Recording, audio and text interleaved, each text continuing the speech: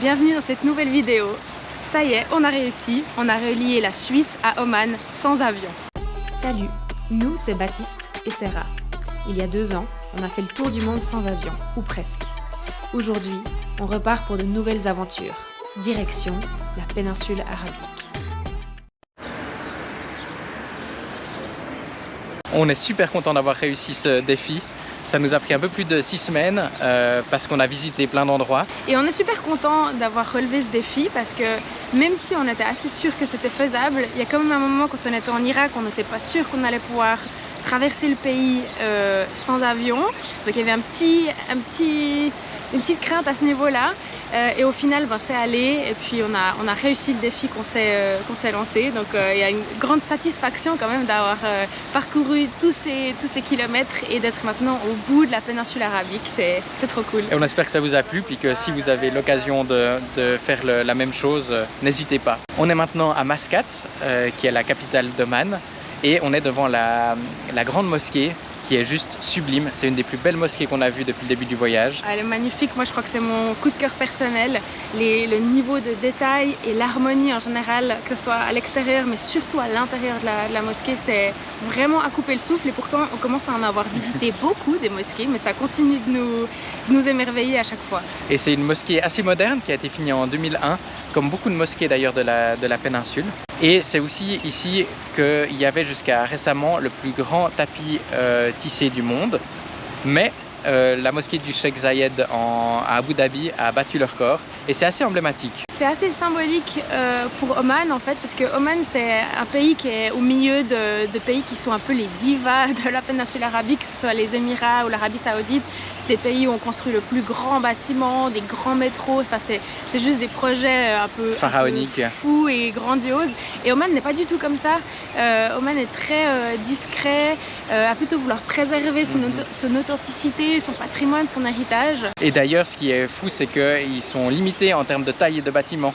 Donc quand on vient de Dubaï, où il y a le plus grand bâtiment du monde, et qu'on arrive à Mascate, où c'est limité à peu près une dizaine d'étages d'après ce qu'on a vu, ça change vraiment du tout au tout. Et puis ça montre la volonté d'Oman de conserver son héritage, son patrimoine, et de ne pas céder aux grandioses des autres pays du Golfe. Donc on a hâte de visiter ce pays qu'on imagine un peu comme le bijou préservé de la péninsule arabique.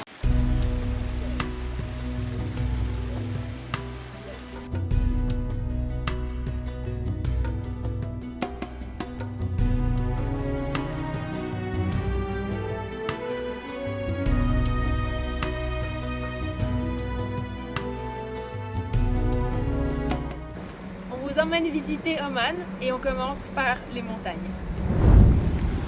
Les montagnes d'Oman, elles sont hyper arides, donc c'est très sec et en même temps il y a des magnifiques étendues de palmiers, donc ça fait des paysages sublimes. Et là on est juste devant un vieux village abandonné, donc c'est des ruines qui sont magnifiques.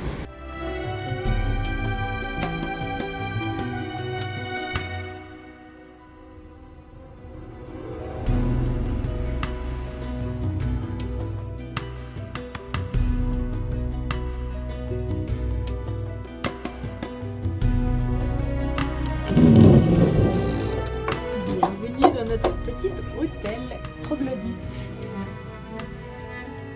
C'est trop mignon.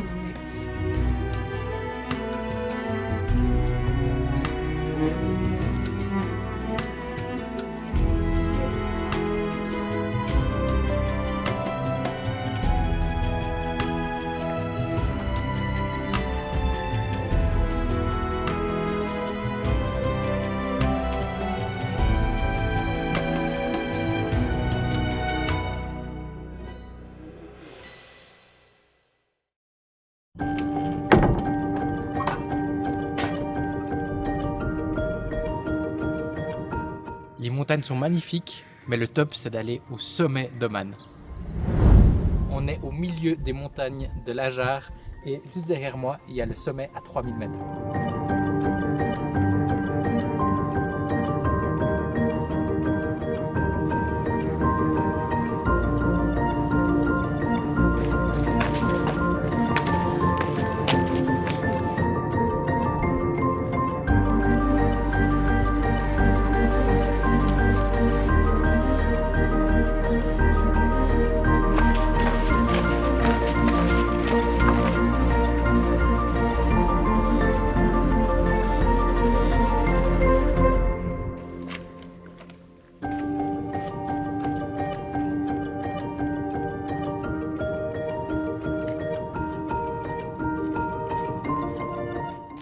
adossé à la montagne.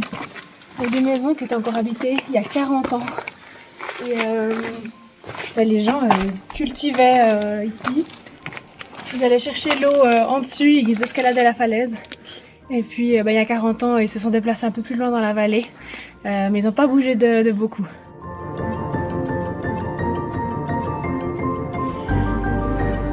Ça va?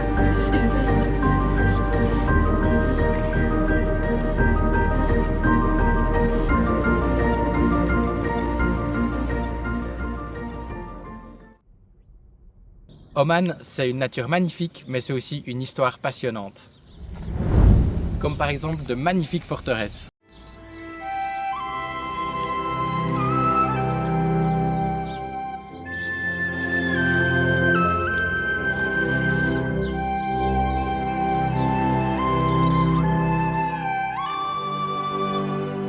Il y a énormément de forts à visiter à Oman. Celui-là par exemple date du XVIIe siècle.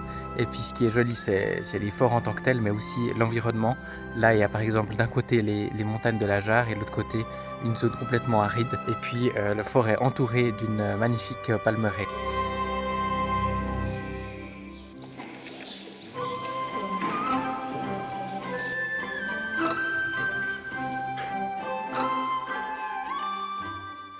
On a déjà visité beaucoup de châteaux dans notre vie.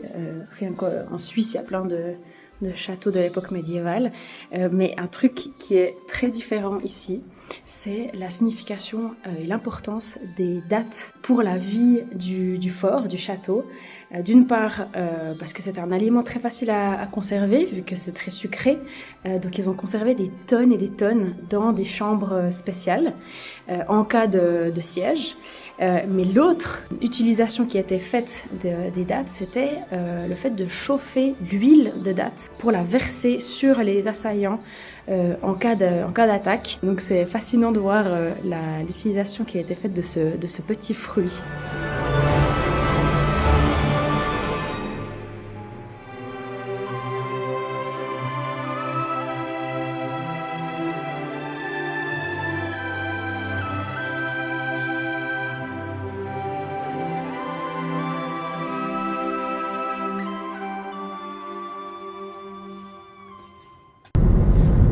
Oman serait incomplète sans aller au désert.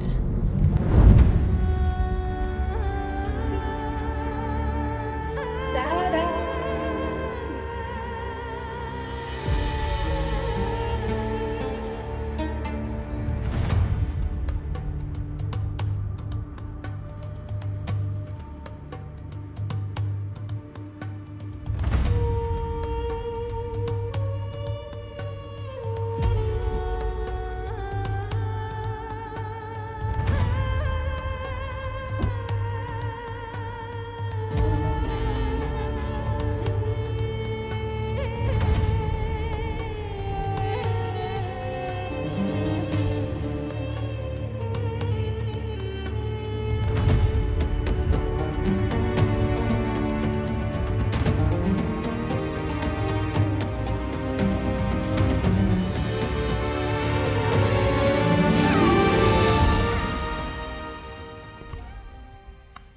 Alors on voit rien sur la vidéo, mais on voit tellement d'étoiles.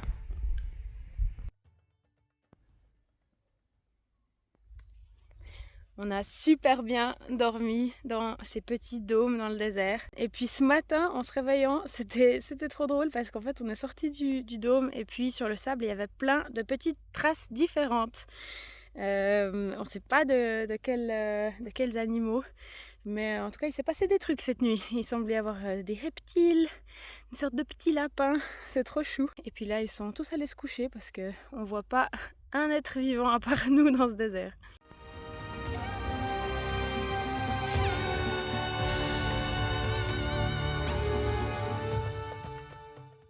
À Oman, ce qui est très connu, c'est d'aller dans les wadis.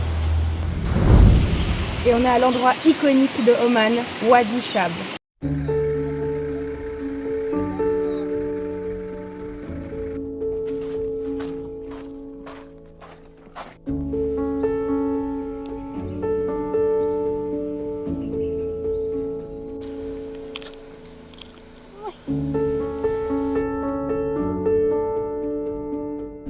On a marché pendant 45 minutes pour arriver jusqu'à ici.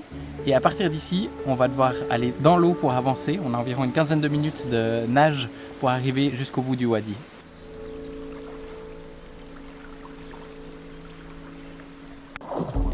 Je pense que c'est la meilleure randonnée que j'ai faite.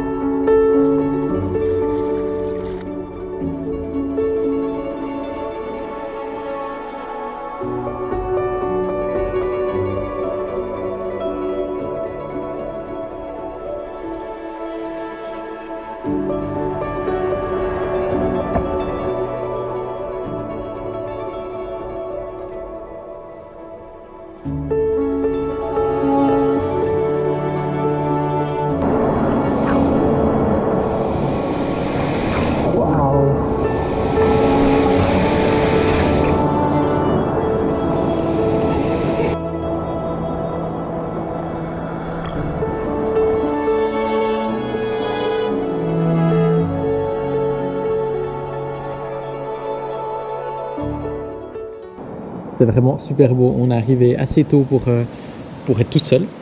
Et l'eau est super bonne.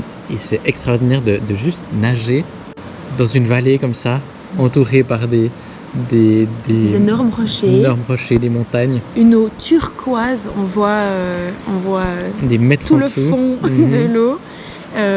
Donc vraiment, si vous venez ici, faites l'effort de venir pour 7 heures, le premier bateau, et vous ne serez pas déçus. Et puis au bout, on doit passer entre des rochers super serrés. Il faut un peu oser, il faut savoir qu'on peut aller. Et puis au bout, il y a une grotte avec une chute d'eau juste splendide.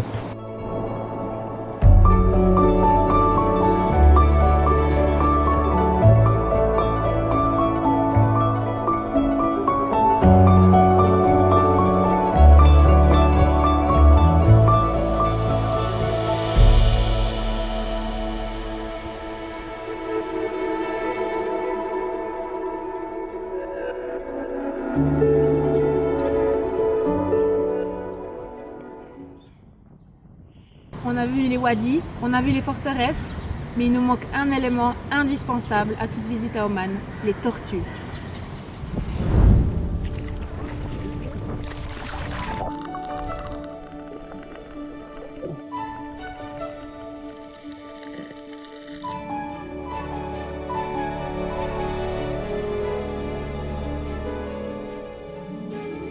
Qu'est-ce qu'on voit? Dizaines de tortues qui prennent leur petit déjeuner.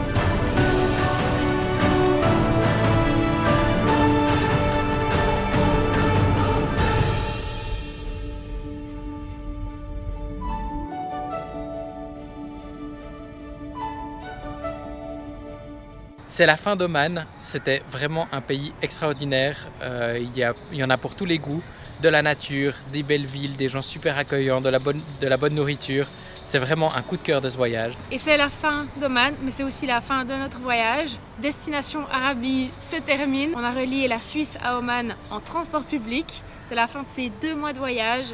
La semaine prochaine, dernière vidéo, on tire le bilan de ce périple magnifique.